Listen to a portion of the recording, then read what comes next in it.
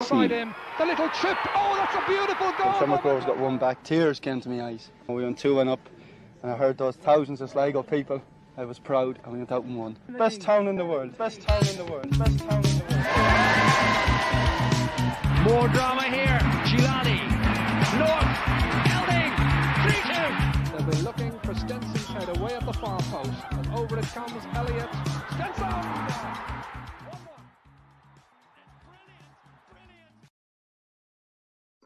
Hi everyone, and welcome to the Bit of Red Supporters Trust after match reception. Another disappointing night, two defeats on the trot. A game of two halves maybe, and probably a reflection of the game that we had previously against St Pats in the showgrounds, but just we didn't get the rub of the green, and possibly over the 90 minutes we maybe didn't deserve to get the rub of the green. But yeah, two defeats, Sean, on the bounce. What's your opinion? Where do you start? I think we lost the game in the first half, Jerry. I think that display in the first half was pathetic, and that's the only word I have for it. It was a disgrace. Chasing a game against a team of that quality is never going to end well. You're leaving yourself open to a counter-attack. That happened in the second half. But just it's the first half for me. It just kills it. There's nothing there. I know in the second half we're a little bit better, but just concentrating on that first half, and I just can't get over what I've seen, to be honest with you. And Sean, I think you're actually being a bit too kind to St Pats, seeing a team of that quality, because in fairness, they're not that great. But at the same time, too, they were much better than we were tonight. And again, the more quality than Drogheda, but again, they had more appetite than we had. Yeah, definitely more appetite. There was no appetite from our players whatsoever. We went out there, and it just felt like they were smelling themselves a little bit still. There's just a case of, we'll just go out here and we'll do the nice things, but we won't do the dirty bit. We won't do the hard work. And it didn't come off because they weren't even able to do the nice things. They weren't even able to pass the ball 5 yards. I think we gave away the ball 90% of the time we had it. And we were hitting balls into channels where no one was. We just kept playing into Pat's hands, just lumping balls up to them, letting them win it, and then they came back at us again. It was panic stations for the whole second half. It was batting down the hatches, trying, defend. They were on top of us all throughout that first half. It was unbelievable. I couldn't get over it. Like we couldn't get our foot in the ball and play 2 or 3 passes. Everything was just so rushed. And then when we were on the ball, we couldn't. Oh, I don't know. So frustrating. I'm like a fucking demon over it, to be honest with you. Yeah. Magoo, just to bring yourself in there now, are we capable? Just bear with me now for a second, right? But are we capable of that? The hard stuff, have we got the fight for it? Have we got the stomach for it when things aren't going our way? Well, we did at the start of the season. That's what got us into the position we are in, was that we've lost that from the start of the season, the stuff we done well, the hard pressing, the work rate. Like the first few games of the season, our pressing, especially from the front, was brilliant. Not even the start of the season, even a couple of weeks ago away in Tala, like our pressing and aggressiveness and work rate there was unbelievable. And it's since we've come back after the break, it's like a different side. It's like we've lost our. You know what? I thought we were playing all right before Pat scored. I was looking and I even put into the group. I says, like, we can get something here off these. Like it's we were putting a few, and even just after Pat scored, we responded really well. But then we just totally lost our way. It's like it's the same with the Drogheda game. Once they scored, we lost. It's like we've lost our belief in ourselves or something. I don't know why we've lost, which we shouldn't have. Last week we were top of the league, but they don't seem to have any belief in themselves. Like since Buckley's come out of the team, or since we've come back from the break, whatever has happened, that we just look a totally different team. Work rate wise, confidence wise, as Sean said, our ability to play around the midfield, quick passing and stuff hasn't been there the last 2 games. I don't think Pat's press was anyway as aggressive as Drogheda's was last week. but yet we struggled badly with it. And I'd put some of that down to what's going on up top. Maybe having no one to hit, maybe no one showing for it. We have to take an extra touch on the ball. I think you see in the second half when we did look a bit better. Someone obviously had a word with Romeo, and in the second half he was playing further up the pitch. He was on the last man, and we were trying to play a few balls over the top. Donnan tried it a few times. Mark Byrne tried it a few times, stepping in on his right foot to push Pats back, turn them, give them something to think about. Whereas the first half, Romeo was kind of dropping a bit deep, getting involved, trying to get involved, losing ball, not chasing ball. It's just so just disjointed, especially the first half. Like, I just couldn't believe it, how bad we looked. Yeah. Sean, is this too hard or too harsh to say that we look like a bunch of cowards tonight? No, because I'd agree with you. If that's the point you're going to go at yourself, I'd back you up on it, to be honest, Jerry, because especially in that first half, you saw the way Pats pressed us. They went in full-hearted. We weren't even pressing them when we had opportunities to press them and turn over possession. We weren't even doing it. We were backing off.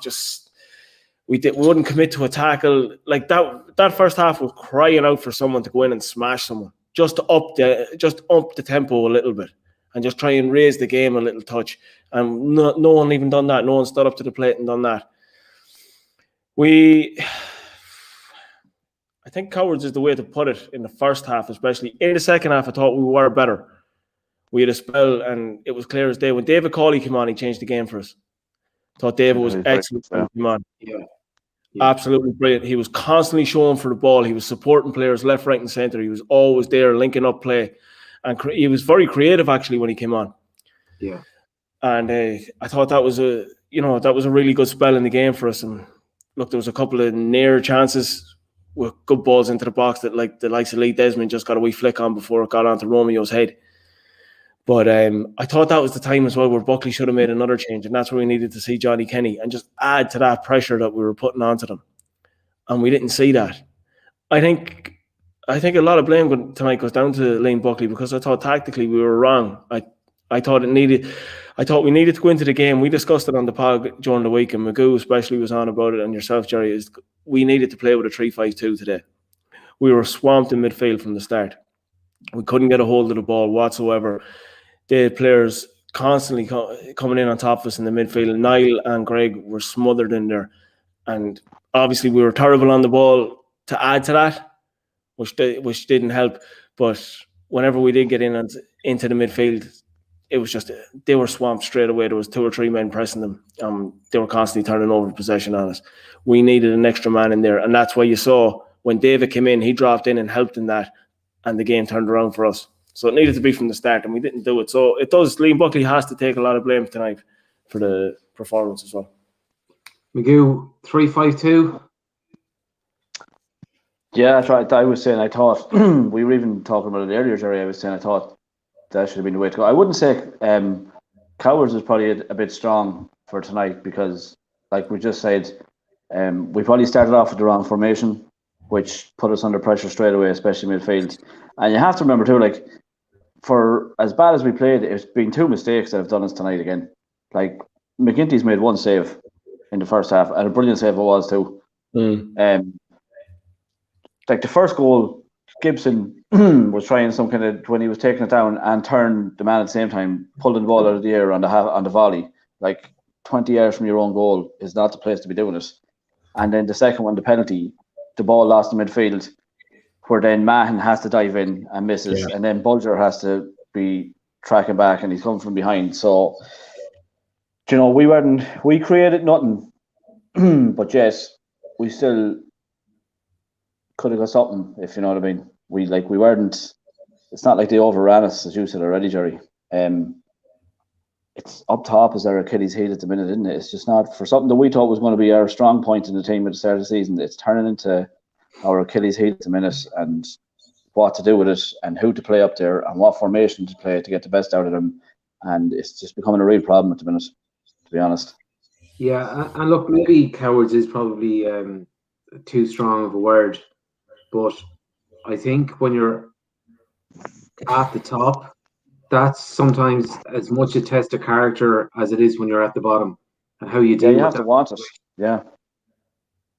Yeah, cowards isn't in the context that we just think they're absolute shitbags or anything like that. Like it's just it's just that they weren't at it from the start. We weren't willing to press. We weren't willing to fight for every ball that was there in front of us tonight. And that's where the context of cowards come from. It's not trying to abuse the players in any way, shape, or form. That's not what we're trying to do here. So I can see in the comments already that that's coming in, and that's not what we're trying to do. I think maybe character, like we've loaded this team so far with their character, and stuff like that. And since we've come back from the break, there's been an opportunity there for us. We were top of the table to push on and show that we're a good team and show we deserve to be there. And they've kind of buckled a wee bit under us. So that might be more character, maybe self-belief. And that's not saying on self-belief, but just the maybe it's just a bit too early for some of them at the minute to be in that position. And maybe they're not up for it. Yeah, maybe just at this minute in time, maybe they're not. Maybe like there's some of them obviously are, but maybe there's others that are just. It's just going to take maybe the pressure was just too much for them to handle. But also, I would say that some players will never be up for it. They'll never think that they're good enough to be in that position, and maybe that's a situation that we find ourselves in now.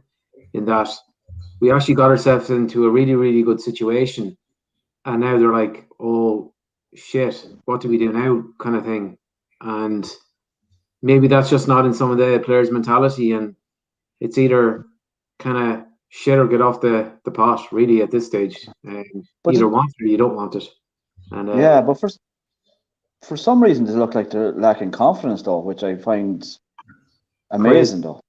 Yeah, for a team that was top of the table, I find crazy to be. And I think a lot of it can be solved too with just a couple of wins or maybe a tweak in the formation or something, just try and get the best out. Because I'll go back to it again, like tonight, it's not like pass at a heap of chances. It's not like McGinty was worked his bollocks off all night. Like he had nothing to do in between the couple of goals, really. One save in the first half, caught a couple of balls. We were missing Buckley and McCourt had to go off from there. So two of our back four, we weren't really overstretched a lot of the time. Like we lost that game in the formation in the midfield. They overran us in the midfield. They picked our pocket 9 out of 10 times. We had the ball in there and we weren't able to create anything. Weren't able to get any cohesion, especially first half. But any rhythm going, any moves, nothing at all. And it's just, I think if we start with a 3-5-2 and match them up, I think it would have been more even. We probably would have had a better foothold in the game. And like once you're chasing the game, especially from dead earlier on, against a team like Pats, it's always going to be hard. Like because they're strong enough in defence too. Yeah, look, they're strong all over the pitch, no more than ourselves. And to be honest, if you were to get two sides that are almost identical, it would be ourselves and Pats. But look, Pats again, like Drogheda, wanted it more than we did. But just to go off topic a little bit, and it's just something that we touched on and towards the end of the podcast the last day is that the Bitter Red Supporters Trust podcast and after match reception have no alignment whatsoever with Sligo Rovers Football Club. So any opinions that we give ourselves are our own opinions. We did try and reach out to Sligo Rovers, the club, and we didn't really get any favourable feedback. And at the end of the day, we're just trying to fill a void that the club are not fulfilling. And I have to hand it to St Patrick's Athletic tonight. The production that they put on pre-game, mid-game, and after-game was exceptional. And you have to take your hat off to them, Sean. Yeah, it was good. So it was that pre-game analysis and everything else. It was very good. It was interesting. So it was just, it's nice to get that wee bit insight before the game. I thought that a build-up to a game is always good. So it is, instead of just switching on at kickoff, Yeah. So fair play to them for doing it. I just, one thing, and it's even with our own, I don't like when they swap to these camera angles. where they have someone behind the goals with and you're just basically zoomed in on the player's arse or his back. Like, I know what they're trying to achieve, but you don't have the quality to do it. Leave it be. The wide version is fine. It's grand. So it is, and it's actually there's a bit of a lag in between the swap over as well. So it was funny. I know. Look, in fairness, look, they're doing their best, and it's great exactly. No, you can see what they're trying to achieve. Like, it was funny though. With the Romeo penalty incident, the Pats had gone up the pitch and broke, so they cut it short. Yeah, just when he was about to go down as well. So we didn't actually get to see what it was. The whole point of it was in the first place. But I know, look, in fairness, it was very, very good and very entertaining, and it was well worth tuning in for, apart from the results. But I think I'm going to be hearing that song when the Saints go marching in and we sleep for the next 2 weeks. Jesus. Yeah, even my wife is giving out of it. But so just on the Bears scorecast, we moved to that and we'll go back to the game then again. So we had 3 people that predicted that St Pats would win 2-1. Surprised it wasn't more, but not to worry. So we had 3 people, as I said. So Sean, I want you to pick a number between 1 and 3. Oh, my old faithful 3. Let's go with 3. Yeah. So number 3. So that's Bart. Bart out in Carney. So Poland. Yeah. So fair play to Bart. He wins a box of White Hag. So Bart's had a really tough week because not only did his homeland Poland lose, but his beloved Rovers lost as well. So look, he probably deserves it. We think we're having it tough. He's having it even worse. So fair play to Bart. So we'll be in contact, Bart, and we get your email address. So lads, we'll just move to the chat box. I'm just going to go back to the start. So Alan Finn, Magoo, struggling to understand the delay in getting Kenny on. Fully believe there was a good chance of an equaliser before they went 2-0 up if he was brought into early to stretch their defence. Yeah, 100%. Look, I've said it the other night about Kenny that we always seem to look a better team when Johnny comes on. Obviously, not he only had 5 minutes or 8 minutes tonight, was it, or something? So you couldn't really make an impact. But more often than not, when he's come on at half time or early in the second half, we've always looked a better side. When he's been on, and what I was saying the other night with the 3-5-2, it gives us an opportunity to get him on the pitch as well as Romeo. Romeo being our top scorer, most dangerous player, but also you need Johnny there for the work rate and his stretching defence, as Alan said, and doing the dirty things, closing down and stuff like that, even back into midfield and just not letting anybody else time on the ball, all that kind of stuff. We need that. We're missing, as I said, from the start of the season, or even the Shams game. But the Shams game was different because it'd all be up for the Shams game. But in every game at the start of the season, Waterford away, all that, we were doing it. That's what we were doing. That's what got us into the position we were in, was work rate and application, and then letting our quality up top come to the fore. But we seem to have lost our way. We went in that, and I definitely get Johnny in the team for that.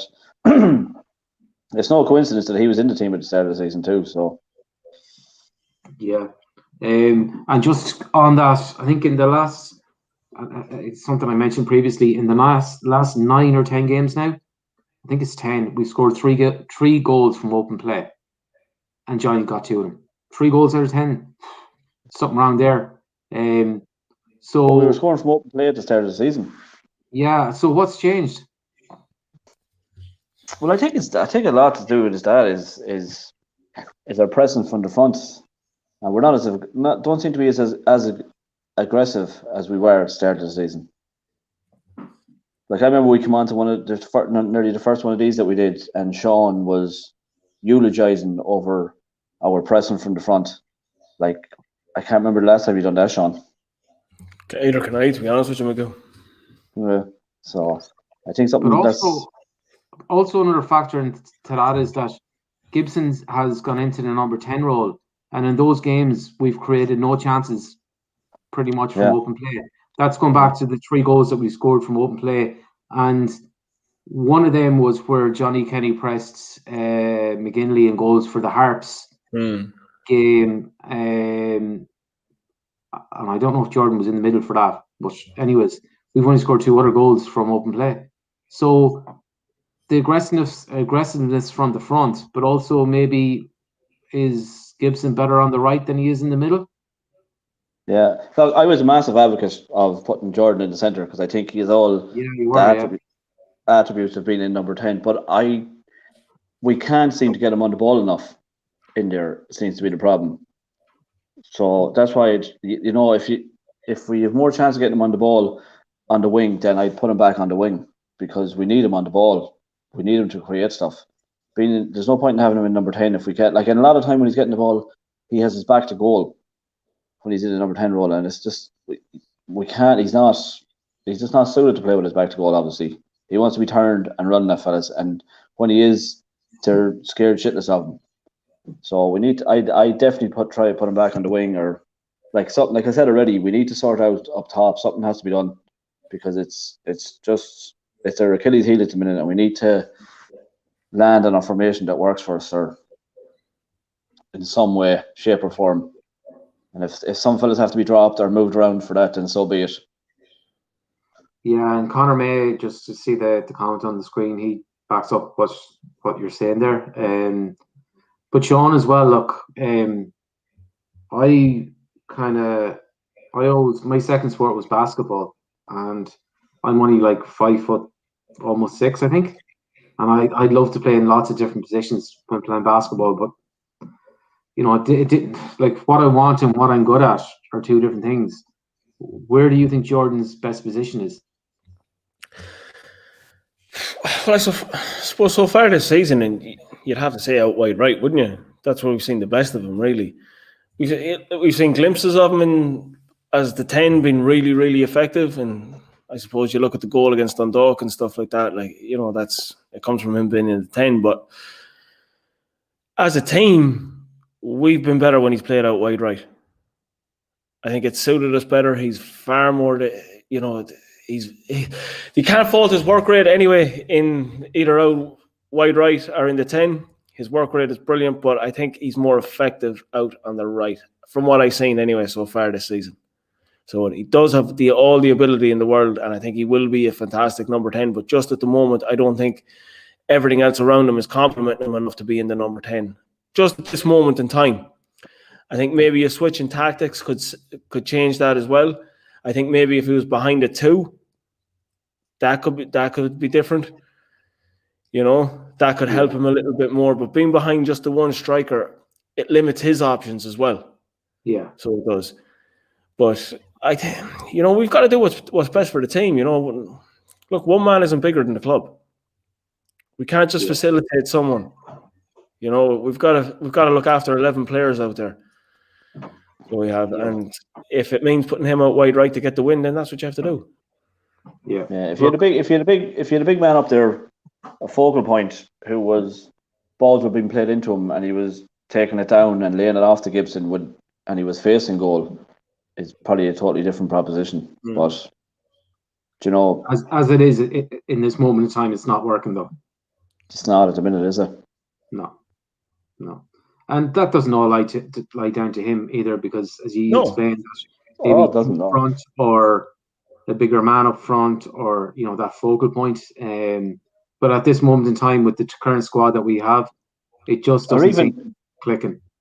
No, even somebody in midfield who can see them little passes, breaking the lines in between little 10-yard passes and giving it to him on the half turn and stuff like that. But we don't really have that. So, you know, we have to, like, he is our most dangerous player, so we need him on the ball as often as possible in the final third. So wherever that is going to be is where we need to put him. And obviously at the start of the season, it's probably easier. The ball's going out to the fullbacks. They're playing it down the line more often than not. He's getting on the ball more than coming through the congested midfield. Like you saw it against Strada. He didn't get a touch of the ball nearly the first half because they were like a pack of dogs. They were letting nothing through the centre. And it just took him completely out of the game. Yeah. His dribbling ability as well, though, Jerry. Yeah. You know, his ability to go by players is phenomenal. So it is. It's I haven't seen it in the showgrounds in a long, long time. And you even see it tonight. Like he's able to beat 2 or 3 players in a small area, and when he does that on the right, acres of space open up for him. When he does it in the centre, he still has to go through a full set of back forward. You know what I mean?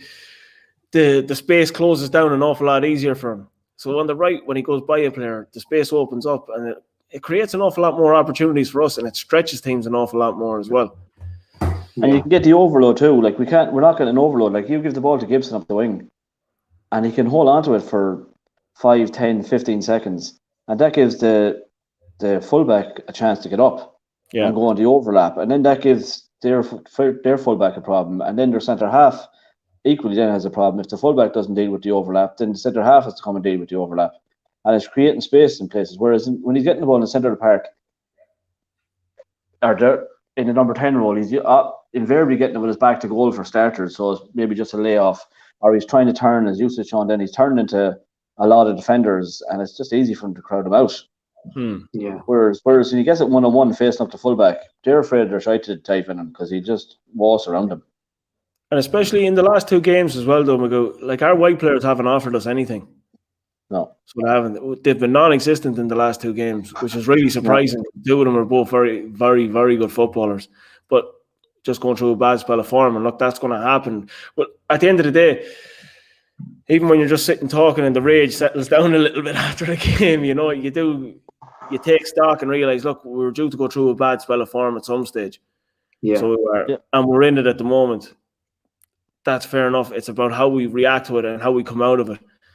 Yeah. So I do think this team does have a lot of character. They've already proven it. They've a togetherness about them. You can see it within them. I have 100% faith in them that they'll come out of it stronger in the end. But we just need to get it right, and we just need to make a couple of changes. So something needs to change. Yeah, and look, in fairness, to ask the question, are the players cowards is kind of it was a ridiculous question on my part, to be fair. But just going to the chat room here, there's an absolutely ridiculous comment from Franz Foley. He goes, "Hi lads, it's a bit harsh to call the players cowards. Absolutely 100% agree. They put their lives on the line every time they take to the pitch, as we have seen the other day with the Denmark player. Seriously, that's just ridiculous. So just moving on there. I take my life every time I cross the road. Like, if you were to think like that, you'd never do anything. And I don't know how many players die on the pitch every week, but anyways, we'll go off that topic anyway. Yeah, fuck's sake. Alan Cairns, Pat's first mistake, and then a pen frustrating off night. Can't see players like Buzzer or Mahan letting players around them drop the standards. Steady the ship, point away. Steady the ship, point away, keep the faith. I think he might be on about the Derry game there. Yeah, I'd say so. Yeah. Gavin Lynch then, lack of experience, need to keep the same squad together for a couple of years before really making a challenge. And look, I think, lads, I think we as fans maybe got a little bit carried away in thinking that we could win the league just straight off the bat. And I think the real challenge is to qualify for Europe, Magoo. I know why you're aiming at me, but do you know what though? You know what? Like, there's nothing in the league, Jerry. Though it's a poor. Well, if you look at it, if you look at it objectively, there's nothing in it. Like Shams have won tonight for the second time in 8 games, and they're still top of the table. Like there's an opportunity. There is a massive opportunity there. Like, and that's what I was saying right from the start. I wasn't basing my opinion on, is this team good enough to win the league against that Shams team from last year? No. Is it good enough to win the league against the Dundalk teams from the last few years? No. But if you look around the league now, are we good enough to challenge? I still think we are. We're probably missing something. We know we're missing something at the minute in terms of formation and how to get the best out of certain players. But we're also probably missing 1 or 2 more individuals somewhere around the pitch. But as for within the league, I don't think there's anything in the league for us to be fearful of. Like as Sean said, I think it's just a blip and we will bounce back, and we have got great ability in that team. and we have got good players that are every bit as good as anything around in the league. Like, there's a lot of teams in this league who would take a lot of our players at this minute in time. So we have got stuff. Like, you look around and nobody has a centre forward that'll score. Like, Georgie Kelly now is top scorer in the league, is he? He probably is after tonight, I'd say. Like Georgie Kelly, who was a scapegoat. Nobody go near him after his last couple of clubs, Pats, Dundalk. Do you know what I mean? So both took a punt on him, and he seems to have found. But like Georgie Kelly, I think will always be hit and miss. He'd have his purple patches, but like, I still think there's a massive opportunity if we like, I think it's common knowledge that we will sign maybe one or two in July. If they're the right signings, I think we still have every chance of competing. Maybe that's just my opinion. Yeah, and look, at the end even at the end of tonight's game, we're still only 3 points off Shams, and we're 16 games in now, so there still is everything to play for. And look, I said the aim is that we want to qualify for Europe, but the chance. 100%. Yeah, but the chance for still putting up a title challenge, I think, is still there. And I think if we were to get 2 to 3 players that would bolster the squad, and we still have a realistic chance, Sean. Look, it's there in front of us. Look, Jerry, I know you're of the same thinking as myself in terms of Europe being the number one goal, and that's where I was at the start of the season, and I've no problem in saying that. I looked at the title challenge and says, yeah, it's there for us if we want to make a challenge at it. And I says, if we're still in the running, come to the last round of games, then yeah, you go all out and see, can you do something about it? But as it stands, look, we're 3 points behind Shams. Okay, fair enough. You get in the right players, as Magoo says, it's still there to make a challenge. If you're making a challenge for the title, that means you're qualifying for Europe. Yeah. So that's the way I would base it. Is if you can go and challenge for the league, you're securing your place in Europe for next season, and that's what we want. It's not a bad season at all. You've made a break. You've made a break at the title, and you're securing Europe. Lovely. But it is about getting those right players in now, because the squad does need to be bolstered, because there is injuries packing up. You even look at Robbie McCourt coming off tonight now. That's a wee bit worrying as well. Yeah, and hopefully he's okay. It looks like a dislocated shoulder or something, does it? Just come back. Sorry, just come back. I don't want to. We'll go on to Robbie in a sec, but just, people are saying, there was a comment in saying that we need a couple of years together before we can make a title challenge. But like, the same can be said of Pats. Yeah. Oh yeah, definitely. Yeah. Yeah, like somebody has to. Like, why can't it be us? Why can't we not step up? Why can't we not be the ones to look around the dressing room and say, we've got enough players here to challenge them. We played them twice already this season. They're no better than us. Yeah. So let's step up to the fucking mantle and let's do it. Like, what's there to fear? There's nothing to fear. If you don't do it, then as Sean says, we don't win the league. We finish second or third. We're back in Europe again next season. Happy days. We'll have a crack at it again next year. But sure, like, the worst thing to do is put the heads down and go, oh, we're not good enough, or oh, if only we signed that fella in July. Get that fella fucking in July now, and let's make a crack of it. For me, I would put all my eggs in the league basket. I know some people are saying, oh, Europe, we need to do this in Europe, we need to do that in Europe. Forget about Europe, because the team we're playing in Europe is a quality side. If we get through it, brilliant. But don't be... They're a quality side in European terms, Jerry, compared to us. Like, the experience they have in Europe, they've played there the last how many years? Like, that's a huge thing, playing European football. Like, it's experience. Well, I suppose I'd like to just hedge my bets a little bit on that, Magoo, but I know where you're coming from. But you know what I was saying? We say if we were playing Europe next week now, people would be saying, "Oh, I hope Buckley is fit for the European game." No, I hope Buckley is fit for the league game. Yeah, because that's the more important one. That's my point. I wouldn't be like, yes, we want to go through in Europe, and when it comes to the European game, we're going to try and go all out to win it and that. But if it comes to a choice between we have to win the league game or win the European game. You want to be back in Europe next year. We've got the money from Europe this year. We have to win the league games to get back into it next year. And that's I'd be buying the striker or buying players to win win the league or to finish top 3 in the league this year. In fairness, I would be very conservative in terms of spending money as a club. Not that I've any fucking say, but I would be. Money is very, very, very, very hard to come by, especially when you're a community club.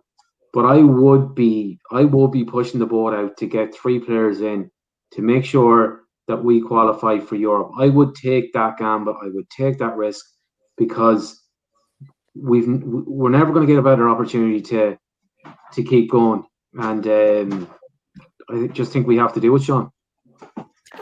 Yeah, we have to cement our place in Europe anyway. 100%. That's we have to do it, because you look at next season again, Jerry. Things will be stronger again next year. Bows will be stronger again next year. Derry are going to be stronger again next year. Who else is there? I think you'll have Shell coming up, and they'll fucking have money behind them again next year, so they will, if they get promoted in the end. But teams will be strong. We have to continue to build, and the only way we will do that is by securing the European money and being in that position. And look, if we could get through that round in Europe, we're in an amazing position altogether then. Yeah. So the world's our oyster after that. But look, as you says there, get into Europe, get that secured. But who do you get though? I know even Alan's asking there rumours on signings, but who is the player that we get? Who are what do we really need? Realistically, what do we need? What do we need, Sean? I don't know. I think a striker is needed. I do, but I think another creative midfielder is needed too. I think there's something else needed. So like tonight, a striker isn't what's needed. If you know what I mean. A striker doesn't change the result tonight. That's not that we didn't miss any chances. Yeah, like I actually thought Romeo was excellent. I thought Romeo was excellent in the second half. Yeah, I thought Romeo was good throughout. Yeah, he was playing further up the pitch in the second half though. And that's where he should be playing. Half, I actually thought the lads murdered him in the first half. So they did.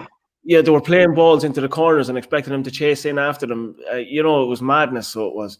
But in the second half, they played to his strengths, and I thought he was really some of his touches were unbelievable in the second half.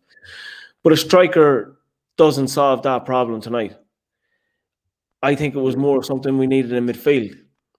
And David Cawley showed that it was another body needed in midfield, maybe another creative spark in there. And then I go back to centre half, and that was a big one for me tonight. Is we had another new centre half partnership in Bang Mahan. Look, fair enough. If you thought Blaney had made the mistakes the last day, and you thought maybe this was maybe a bit of a too big of a game for him to start, then you put in Danny Kane. If he's fit enough to be on the bench and he's fit enough to come on, he's fit enough to start. But do you think it was just getting John back into the left side of the defence? But Magoo, even getting John into the left side, it's a new centre half partner beside him. Oh, I know. I would have looked. And even at that, it's a right back playing at centre half when you have 2 centre backs sitting on the bench. It did not add up to me at all. But it's Kane is right-footed, isn't he? Danny Kane's right-footed, yeah. Yeah, I always thought he was. So it didn't. I was wondering, was it just to get John back into the left side of the defence to, have less disruption as possible? If you get me. Yeah, I do to a degree, but I think if you have Danny Kane available, you have an experienced centre half that's played with John and left John at left side centre half already, and he's a ball playing centre half. And our foundation is built of playing out from the back. That's where our game starts. That's a Liam Buckley team. That's straight up. That's what he does. But when we play the likes of a Lewis Banks in there, he's not going to be a ball playing centre half. He's not going to be that comfortable in there because already he's looking to just secure that he's defensively sound. Never mind that he's going to be able to play out from the back. He just wants to make sure his positioning is right and that he's not caught out. He's not worried about playing out from the back. So he's not. That's the least of his worries. It's a total difference. If you're a natural centre half, then you're not thinking about your position because it comes naturally to you. Exactly. Whereas a centre half, he's already thinking about his positioning, and then on top of that, having to adjust his style of play. But like I would, the only thing I can think of is that he wanted to get John back on the left side of the defence because he looked he must have thought he looked uncomfortable on the right hand side of the defence against Drogheda. He didn't want to risk playing Danny because he's only back from injury, and maybe he didn't know how that would have went, or that I don't know. Maybe that's why he brought him on towards the end to give him a few minutes in the legs before the Derry game. But yeah, it did seem strange to me too. But just trying to make logic of it, that's all I can think of. Yeah. So my thinking there is, do we need a centre half? Do we need another ball playing centre half? Yeah. Well, would Danny Kane not be that person like that? I know he's been injured quite a bit, but he's back now and he can play ball now. Oh, absolutely. I said it on the podcast the last day. I think Danny Kane is an absolutely fantastic centre half on his day when he's fit. And if he is fit, yes, he solves that problem. But look, let's call a spade a spade. Danny hasn't been that reliable lately, has he? Our last season, like injuries, unfortunately, the player is hampered by injuries. Yeah. And if we come into a busy time of the season, which we will with European games coming thick and fast and league games then on top of that, you know, and then like if Gary gets another injury, where are we left? Yeah. You know, it's just little things like that. It's just when you look at the bigger picture of it, what do you really need? It's nice to say, you know, you want the fancy things of getting a nice goal scoring striker. That looks brilliant. But then are we short somewhere else really, really important? Like, and as I said, that's the foundations of our play. Yeah, but goals win games, Donner. Oh no, absolutely. But keeping them out does too. Yeah, but we've only scored 3 from open play in 10 games, so that's a massive. But as Sean said already, I think it's more of a creativity. In fairness, look, Sean's right too. In fairness, like we're not missing chances. We're not creating chances to miss them. Is the problem at the minute? Yeah. I think we've seen with Romeo when he's got chances this season, he's invariably scored them. He's not missed too many opportunities. He's been clinical. Magooey's absolutely been clinical, so he has. And it was actually probably one of the big criticisms people had of Romeo when he was here last time, that he maybe wasn't clinical enough. But this time around, he's lethal. So he is, because once he gets a sniff of it, it's going in. And it's even for that penalty tonight. I find that a strange one. We didn't see a proper replay of it. No, I saw it showed a proper replay of it afterwards, and he wasn't. I can't see where he was touched. It looked like your man put his hand on his back, right? And Romeo went down. Is it just a clumsy coming together kind of a thing? Like, I doubt he dives there. I don't know. Like, the ball was on his left foot, ready to be hit. It was ready to be hit, and I was thinking just smash it, like, and he goes over. I don't like it. It looked nothing to me, and it didn't look like anywhere near a penalty. And I can't see where he was fouled. Where there was even a coming together. It definitely wasn't a penalty.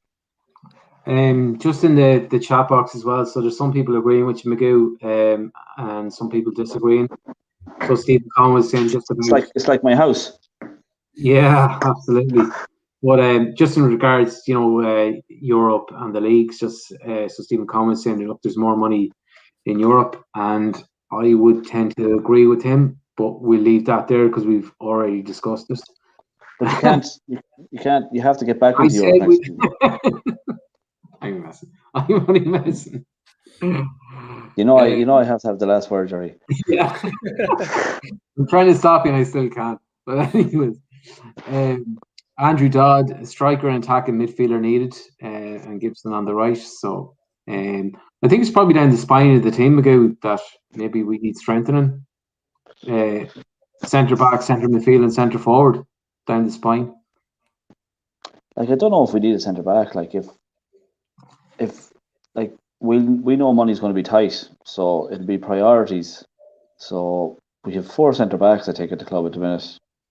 So I will be like, I know we miss Buckley, but like there's always going to be where you miss certain players, you're going to miss certain players more than others. Like, and Buckley is a massive.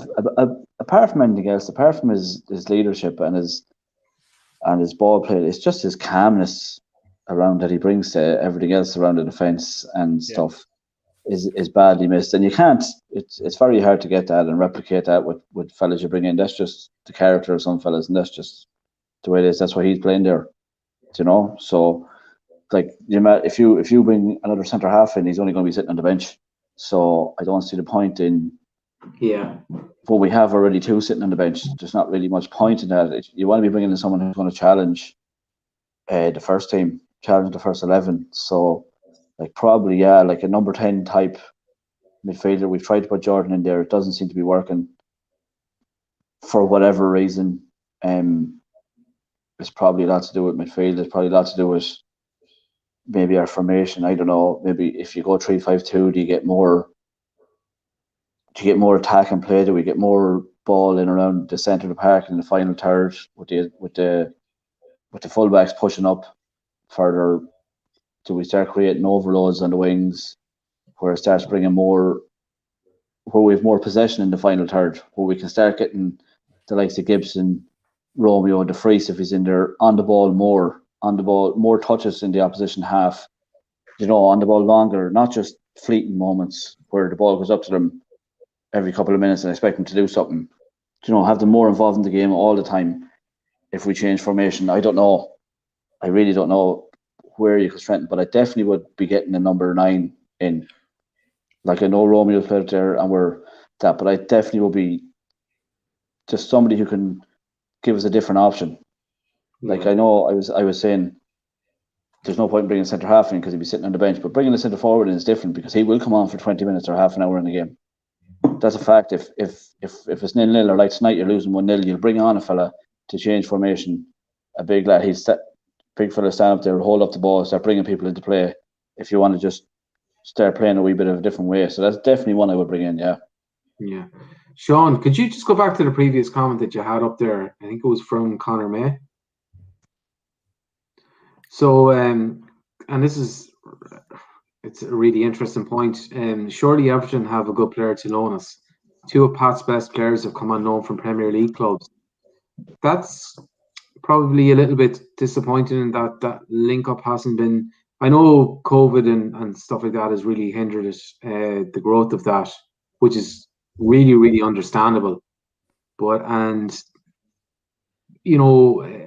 I think I said it on the podcast there last night that something like 7 out of the top 10 English goal scorers in the Premier League had played non-league football.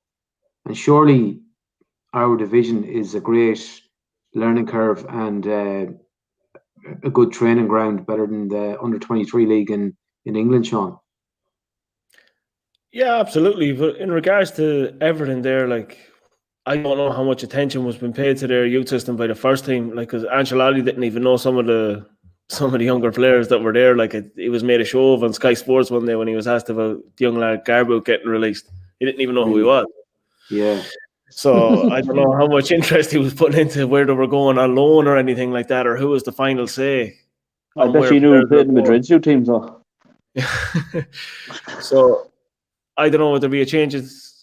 Will that change a little bit more when someone else whenever the new manager gets appointed? Like, will there be a little bit more emphasis gone into where players get sent? And, is it going to be left to the head of youth development to send players over? But Jerry, is that link up to give players? Is that part of the link as well? The players will be loaned over. Is that part of the agreement? Well, it's not part of the agreement, put it that way. And it's something I actually spoke to Liam Buckley about previously, before the Everton agreement, about getting loan players and things like that. And he's not really he doesn't really see a lot of merit in it because, and in fairness, he made a good point, is that you usually get guys that are not even on the first team radar. They're guys that are going to be leaving the club, like the young lad of Pats, Alfie, what's his name? Alfie, can't remember his name. The lad from West Ham. Yeah, very good. Alfie Lewis. Yeah, look, and if we have an agreement in place, you'd expect to get maybe players from Everton that maybe aren't on the way out the door and that possibly have something to play for, like going back to Calvert-Lewin again. He's another lad that played in the 5th or 6th tier of the pyramid over in England when he was at Sheffield United, and it was probably the making of him, and he'd say that himself. and obviously you've got the likes of Vardy and things like that. Surely Everton have one or two players that could benefit from coming to a side that are playing in the top end of the Premier League of Ireland. And I would just go on, Shane. I was just going to say, you have to be like Pats have been blessed. Like you'd have to agree with Liam like that. Like we know. But that's the difference. That's what I'm saying now, though, Magoo, is that we have an agreement with this club. We're not just going to any Premier League club and saying, look, if you got one or two players, we have this alignment. We have this link up. Even then, though, there are players there that they're not looking to get rid of, but they are looking to develop. It's a different type of situation than what we were talking about previously with Liam. Oh, it is, yeah. But it all depends on the character. We're back to character again of the player. Like, yeah, we know from experience, like loan players are like, look at even your man Alfie. What's his name? Alfie Stewart. Alfie Lewis. Alfie Lewis, like he was brilliant tonight. Alfie Lewis on home and away. Yeah, g'day. He's been yeah, Mangro. Yeah, Flaming Gala. He's he was excellent. He's been excellent for them all season, but he's been released by West Ham. Yeah. But like he came over here with the attitude of I'm going to make this work for myself, like, and he had the right character and attitude about it. Whereas like we've seen fellas come over here and they've been like a bag of shite. Well, look, I mean, we'd be looking at going, how is this fella ever get a club?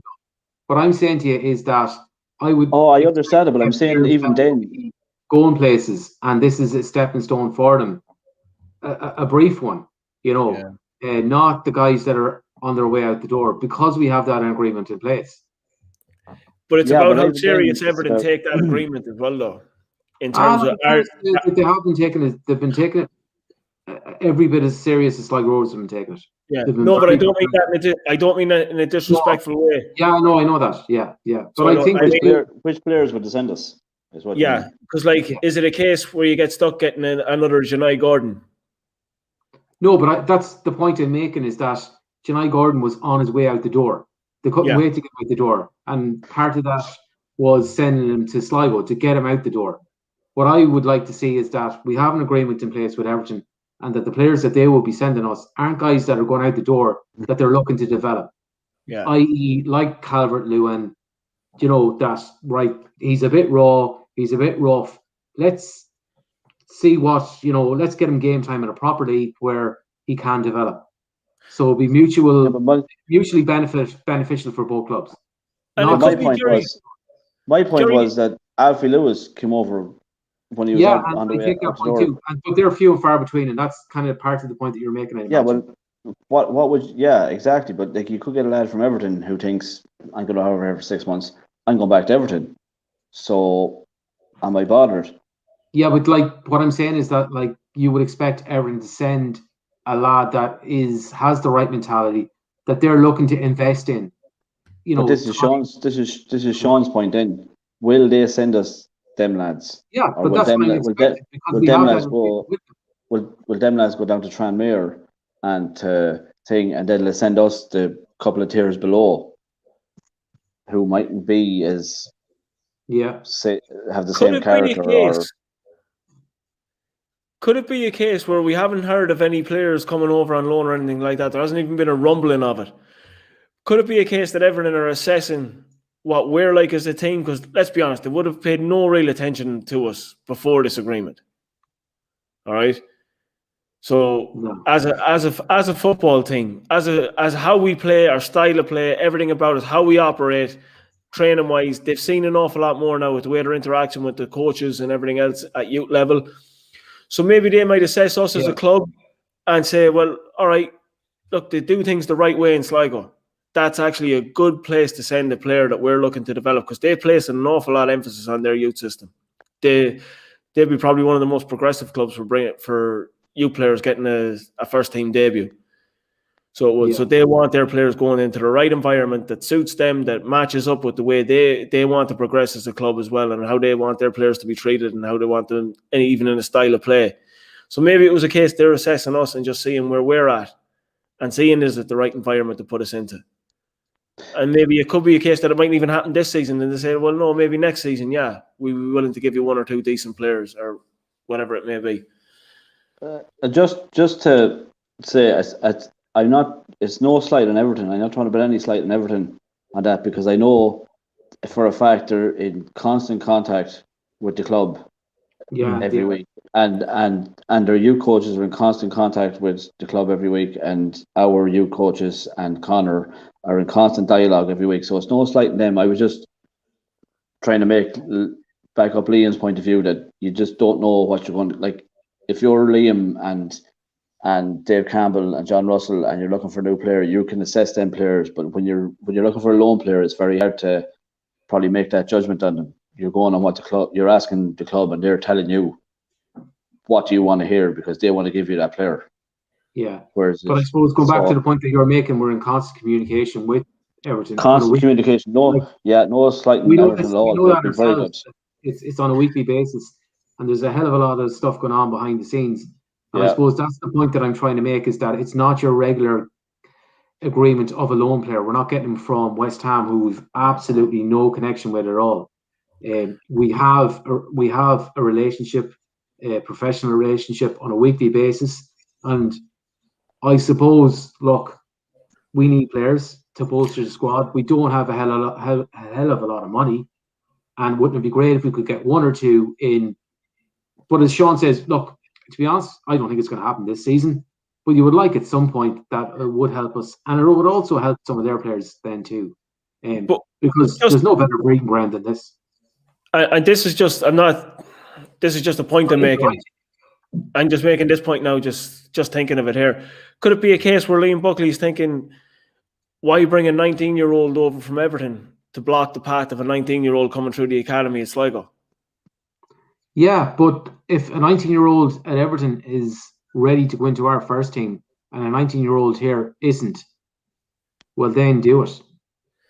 But what I say there is, if you bring a 19-year-old left midfielder, right midfielder over, okay, on loan, Everton will always expect him to play a certain amount of games. Otherwise, it doesn't benefit them. Yeah. So does that mean that winger comes over and he blocks the path of Mark Byrne? So in terms, what only happens there is maybe we benefit Everton, but also we lose out on a player like Mark Byrne because he loses huge minutes for us, and that halts his development as a player. Our Johnny Kenny, or whoever, our young Heaney that came on the other day, it blocks their development, and where we would benefit more from them playing first team games and becoming a better player, that maybe we can sell them on and make money off them in the future. Whereas we develop an Everton player that he might put in a good performance every now and then, and it'll help his development, but he doesn't bring us on as a team, but he goes on as a player. And it doesn't. That's the point, though. If that player brings us on as a team, then it is worth doing. And you can't. No, but he mightn't bring us on as a team, is what I'm saying. But I'm saying if Everton are confident enough to send him over, that he will enhance us. Yeah. Then I'm not saying about bringing over. Again, it's not. You'd like to trust them in that they'd send over someone that is capable of improving the team. Yeah. Like, I wouldn't be in favour at all of holding our own players back. But going back to the original point, is that we're at a critical stage where we have a great opportunity to qualify for Europe. And I just think we need to put out all the stops to make sure that happens. And if that means that a player gets held back 6 months, or we get qualified for Europe at any, whether it be a loan player or a new player, you just got to go and do it. And look, football is a fickle game.